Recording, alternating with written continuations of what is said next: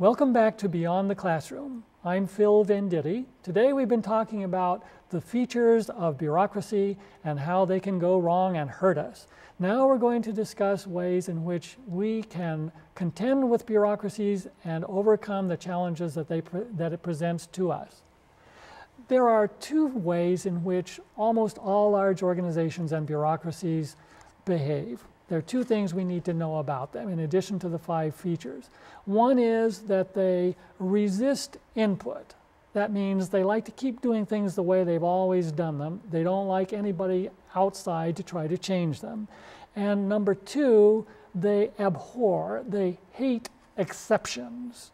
So when you are approaching an organization and have to deal with the way that it operates, you need to know those two elements of how a large organization is apt to behave.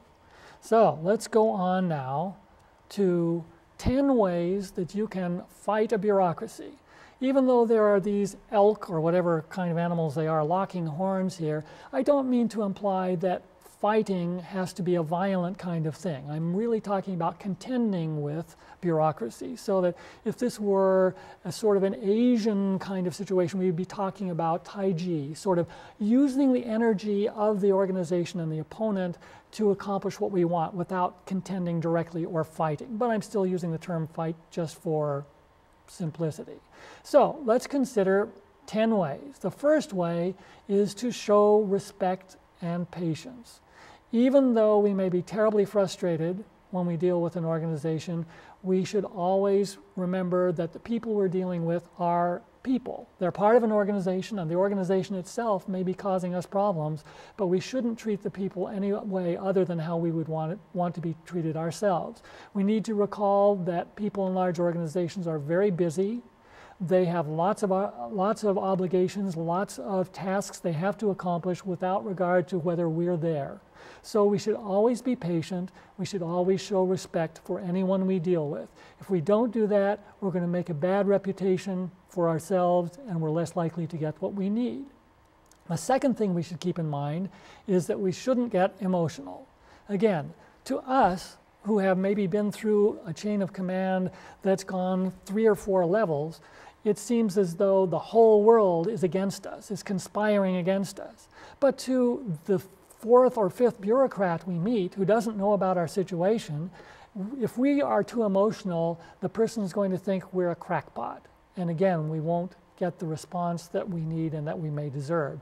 So we should remain not totally impersonal, but we should keep our emotions within reasonable bounds. Third, we should set attainable goals. Now, dealing with a large organization is never going to be easy, or almost never unless you're really lucky. So what we need to do is, before we get into a fight with an organization, we need to decide what can we live with if we don't get what we really, really want. We should even write this down probably. And if the first skirmish we have with the organization is unfavorable and we are beaten off the battlefield bloody and bowed, then we probably ought to just go on home and do something else instead and cut our losses. So set attainable goals. Number 4, we should find out people's specialties. Now, in specialization and division of labor, it's really important to know that the Vice Deputy Undersecretary for whatchamacallit does certain things and does not do other things, because we can spend a lot of time writing to or talking to that individual if we don't know that that person is not the one who can solve our problem. It is incumbent upon us to know as much as we can about not just the specialties, but of course about the people themselves. And I'll get to that in just a moment. Those are the first 4 for us to consider. The next one is to stand out positively. If we go to a large organization and ask for something, we're going to stand out just by virtue of doing that. Because as I said before, the large organization would just as soon not have to do with us at all. In fact, there's the story of the bus driver who said, "You know, boss, I could make my schedule a lot better if I didn't have to pick up those passengers," which is, of course, true. But if you're a passenger, you have to take into account that you are going to be seen as an exception and an importunate element in that person's life and livelihood. So if we're going to stand out, we should stand out in a good way, in a favorable way. There are lots of ways to do this. If you're filling out a special form, you might fill it out in a different shade of ink from other people, not a garish kind of ink, but a slightly different shade so that your application will stand out. Or use a colored paper clip. You want to be tasteful and professional, but you want to be positive. All right.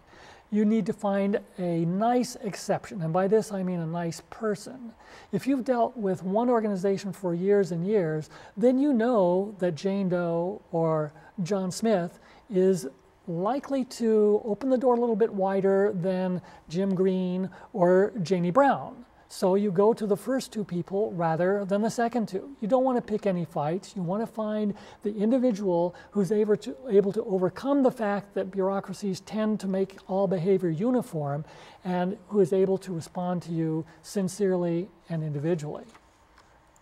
You need to learn and follow the rules.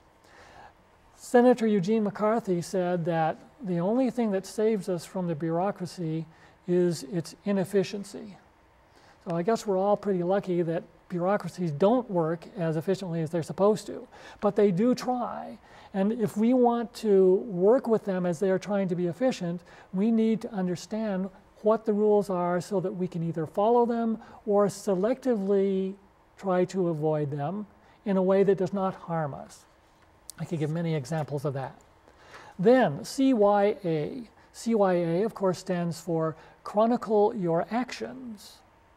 By this I mean that we need to take into account that in bureaucracies, the lifeblood of the daily operations of the bureaucracy is ink and paper. If you don't have ink and paper, you don't really exist. And I can't stress this enough. I've been in hundreds and hundreds of meetings in my life in large organizations, including bureaucratic ones, in which everyone at the meeting said, yes, we understand what we're going to do. This is going to happen.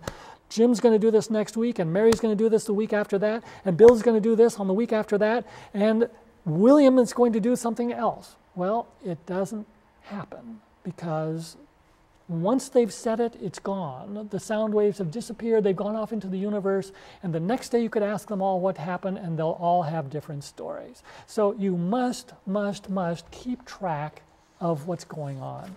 Chronicle your actions. Two more things. If you ask for an exception, ask for a big one. Don't ask for a teeny one. If you ask for a teeny one, you might get a teeny one, or you might get nothing. If you ask for a big one, you might actually get a big one. Now, naturally, if you followed the other rules and looked for the exceptionally nice people, that's likely to happen, or more likely to happen than if you don't.